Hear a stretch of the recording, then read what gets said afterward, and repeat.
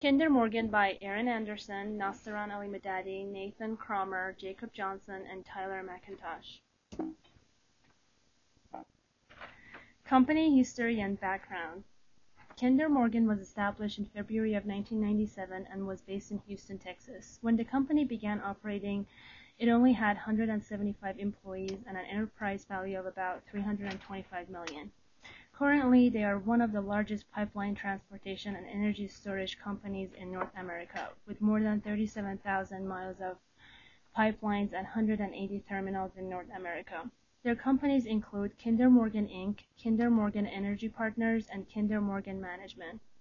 The company's operations are grouped into 5 segments: natural gas pipelines, product pipelines, carbon dioxide terminals, and Kinder Morgan Canada. Kinder Morgan has a large footprint of diversified and strategically located assets, and they are able to stay the market leader in most of their businesses. They are the largest independent transporter of petroleum products, second largest transporter of natural gas in the U.S., largest independent terminal operator, largest transporter and marketer of CO2, largest oil producer in Texas, and only oil sands pipeline serving Vancouver and Washington State. Their main customers are major oil companies, energy producers and shippers, local distribution companies, and businesses across many industries. After more than a decade, Kinder Morgan has about 8,000 employees and a combined enterprise value of about $55 billion.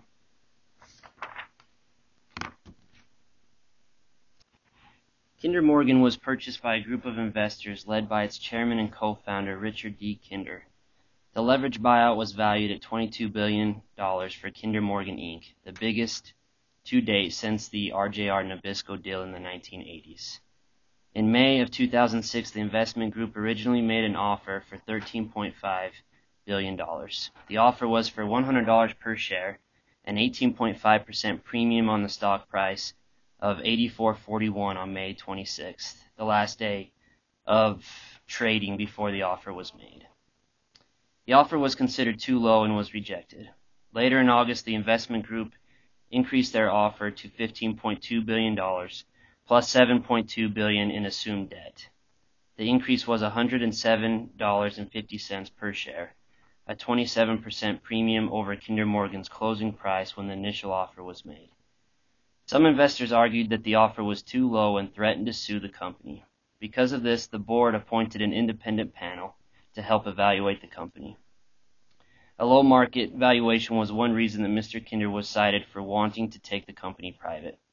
He believed that investors had discounted Kinder Morgan shares, which have traded as high as $103.75 in 2005. The investment group includes Richard Kinder, who held 20% of the company, Fayez Serafim, and Mike Morgan, who are 2 current directors at Kinder Morgan.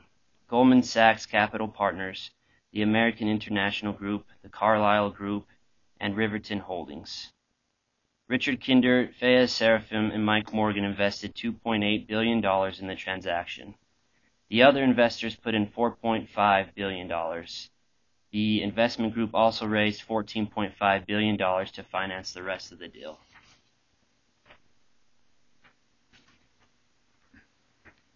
Advantage of being a private company. Tax burdens reduce.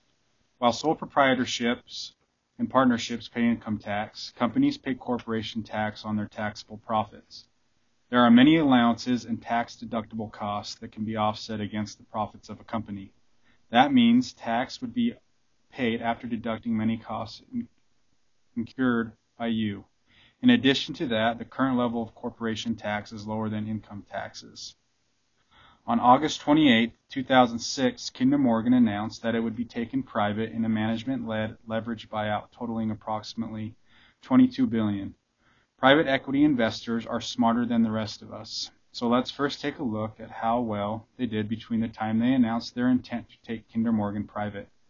In August 2006, when the buyout proposal was announced, the $107.50 per share buyout price was a 27% premium over Kinder's market price. At the time, it sounded like a great deal for investors, but the offer price did not include any interest until closing. so public investors received only $107.50, despite the fact that the deal didn't close until a year later. The transaction was financed through Goldman Sachs and affiliates of Citigroup Market, Deutsche Bank Securities, Wachovia Securities, and Merrill Lynch. There are many competitors for Kinder Morgan. To name a few, Buckeye Partners, Holy Energy Partners, Plain All Pipeline. In November of 2006, a shareholder class action lawsuit was filed against Kinder Morgan. The shareholders' complaint was that the Kinder Morgan LBO constituted a breach of fiduciary responsibility. The shareholders believed that their shares were worth more than the $107.50 share LBO purchase price. The lawsuit was settled in November of 2010, with Kinder Morgan paying $200 million to shareholders. Each shareholder received an additional $2 per share. On February 11, 2011, an IPO for Kinder Morgan Incorporated was issued. It was the largest equity-backed IPO in U.S. history, raising $3.3 billion. Initial IPO range was $26 to $29 a share, but was increased to $30 a share the night before the IPO opened due to demand. Shares were offered by Carlyle, Goldman Sachs, New York-based Heister Capital, LP, and Riverstone Holdings, LLC. Richard Kinder withheld his shares, which amounted to a 31% ownership of the company, further validating his commitment to help the company succeed. With 770 million shares outstanding, priced at $30 a share, the IPO was valued at $20.2 billion. The $14.5 billion invested by private equity investors produced a 46.2% return. The graph on the left is of the KPM, the asset management group, during the time the company was private compared to the S&P 500, and you can see that it far outperformed the S&P. On the right is Kinder Morgan Incorporated since the IPO occurred, which also shows that it has outperformed the S&P 500. By taking a look at their financial information for Kinder Morgan, we can look at key statistics, the top chart. Here is a basic version of their income statement. We can see that they have been inconsistent in growth for their total revenue. In 2008, it was 152% increase. In 2009, negative 40.6% increase or decrease, and 14% increase in 2010, when the next year they'll have a 12% increase. However, their EBITDA margin has been consistent over the years, around 32% for the average. By taking a look at their net income margin, in 2009 it was 6.9%, then negative 0.5% in 2010, and 4.5% in 2011. We can see that they have some inconsistency with their numbers. By taking a look at their leverage ratios, we can see by looking at total debt divided by equity that they have a ratio of 175.7% or 1.75. This means as a company they have more debt than equity, but by taking a look at this ratio, it is higher than most of their competitors within the oil and gas industry, which means that they're highly leveraged. This is also a market cap of around $19 billion. By looking at direct competitor comparison, we have shown here their main competitors within the industry. We have EPD, which is Enterprise Products Development, WMB, which is Williams Companies. These companies are the top within the industry. Important ratios to note is that EPD has a market cap of $37 billion, much larger than both KMI and WMB.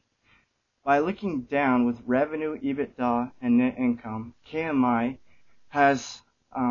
is lagging behind their competitors with these numbers. They also have more debt. Now we have a one-year comparative of the stock return for these three companies. In the past year, KMI had a negative 7% increase, EPD a 7% increase, and WMB a 43.6% return on their stock, the highest within the industry out of 57 companies.